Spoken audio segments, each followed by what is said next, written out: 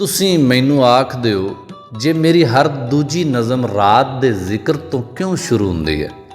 ਮੈਂ ਤੁਹਾਡੇ ਤੋਂ ਪੁੱਛਦਾ ਹਾਂ, ਤੁਸੀਂ ਹਨੇਰਿਆਂ ਕੋਲੋਂ ਕੀ ਰਿਸ਼ਵਤ ਲਈ ਹੋਈ ਹੈ ਜਾਂ ਕਿਸੇ ਤਾਰੇ ਦੇ ਕਾਣੇ ਹੋ ਜੇ ਰਾਤ ਦੀ ਅੱਖ ਵਿੱਚ ਅੱਖ ਨਹੀਂ ਪਾ ਸਕਦੇ।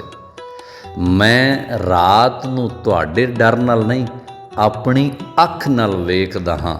ਤੁਸੀਂ ਖੈਰਾਤੀ ਰੌਸ਼ਨੀ ਦਿਆਂ ਹਸਪਤਾਲਾਂ ਵਿੱਚ ਜੰਮੇ ਹੋਏ ਰਾਤ ਨਾਲ ਆਡਾ ਲਾਣ ਦਾ ਹੌਸਲਾ ਨਹੀਂ ਰੱਖਦੇ।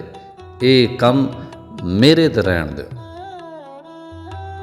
ਇਹ ਕੰਮ ਮੇਰੇ ਤੇ ਰਹਿਣ ਦਿਓ, ਕਿਉਂ ਜੇ ਮੈਂ ਰਾਤ ਨੂੰ ਜਾਣਦਾ ਹਾਂ। ਰਾਤ ਮੇਰੀ ਜੰਮ ਪਲ ਹੈ। ਮੈਂ ਇਹਦੇ ਭਗੂੜੇ ਵਿੱਚੋਂ ਹੀ ਜੱਗ ਤੇ ਪਹਿਲੀ ਨਜ਼ਰ ਮਾਰੀ ਸੀ ਤੇ ਚੰਨ ਨੇ ਮੈਨੂੰ ਆਪਣੀ ਉਂਗਲੀ ਫੜਾ ਕੇ ਅਸਮਾਨ ਦੇ ਕਾਲੇ ਬੇਲਿਆਂ ਦੀ ਸੈਰ ਕਰਾਈ ਸੀ ਤੇ ਤਾਰਿਆਂ ਦੇ ਜੁਗਨੂੰ ਫੜਨ ਦਾ ਵੱਲ ਦੱਸਿਆ ਸੀ। ਕੀ ਪਤਾ ਸੀ ਸਾਰੀ ਹਯਾਤੀ ਫੇਰੇ ਤਾਰੇ ਮੈਨੂੰ ਗਿਣਨੇ ਪੈਣਗੇ, ਭਾਵੇਂ ਮੇਰੀ ਅੱਖ ਵਿੱਚ ਹੋਣ ਜਾਂ ਅਸਮਾਨ ਤੇ।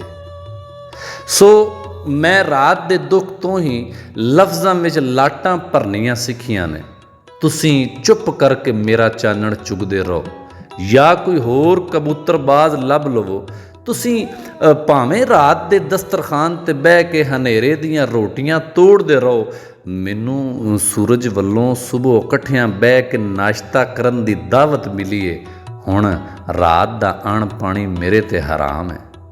ਮੇਰੇ ਦਿਲ ਵਿੱਚ ਇੱਕ ਦੀਵੇ ਦੀ ਲੌ ਦਾ ਸੁਫਨਾ ਮੇਰੀਆਂ ਅੱਖੀਆਂ ਦਾ ਓੜਨਾ ਵਿਛਾਉਣਾ ਹੈ। ਤੁਸੀਂ ਰਾਤ ਗੁਜ਼ਾਰਦੇ ਹੋ ਪਰ ਮੈਂ ਰਾਤ ਹੰਡਾਉਂਦਾ ਹਾਂ। ਹੱਡਾਂ ਵਿੱਚ ਹੰਢਿਆ ਹੋਇਆ ਵੇਲਾ ਹੀ ਜੁੱਸੇ ਦੀ ਰੱਤ ਬਣਦਾ ਹੈ, ਸੁਫਨੇ ਦੀਆਂ ਕੰਧਾਂ ਲਈ ਛੱਤ ਬਣਦਾ ਹੈ। ਜਿਸ ਵੇਲੇ ਆਖਰੀ ਤਾਰਾ ਵੇਖ ਕੇ ਹਨੇਰੇ ਨੂੰ ਭਾਜੜ ਪਵੇਗੀ ਤੇ ਇਨਕਲਾਬ ਦਾ ਪਹਿਲਾ ਜਲੂਸ ਨਿਕਲੇਗਾ, ਜੇ ਮੇਰੇ ਅੱਖਰ ਉਸ ਜਲੂਸ ਦਾ ਸਭ ਤੋਂ ਉੱਚਾ ਝੰਡਾ ਨਾ ਬਣੇ ਤੇ ਤੁਸੀਂ ਕਿਸੇ ਮਜ਼ਦੂਰ ਦਾ ਹਥੌੜਾ ਲੈ ਕੇ ਮੇਰੀ ਸੋਚ ਦਾ ਸਿਰ ਕੁਚਲ ਦੇਣਾ ਤੇ ਕਿਰਨਾਂ ਦੀ ਦਾਤਰੀ ਲੈ ਕੇ ਮੇਰੀ ਜਿਭ ਕੱਟ ਦੇਣਾ। ਕਿਰਨਾਂ ਦੀ ਦਾਤਰੀ ਲੈ ਕੇ ਮੇਰੀ ਜਿਭ ਕੱਟ ਦੇਣਾ। ਤੁਸੀਂ ਮੈਨੂੰ ਆਖ ਦਿਓ ਜੇ ਮੇਰੀ ਹਰ ਦੂਜੀ ਨਜ਼ਮ ਰਾਤ ਦੇ ਜ਼ਿਕਰ ਤੋਂ ਕਿਉਂ ਸ਼ੁਰੂ ਹੁੰਦੀ ਹੈ।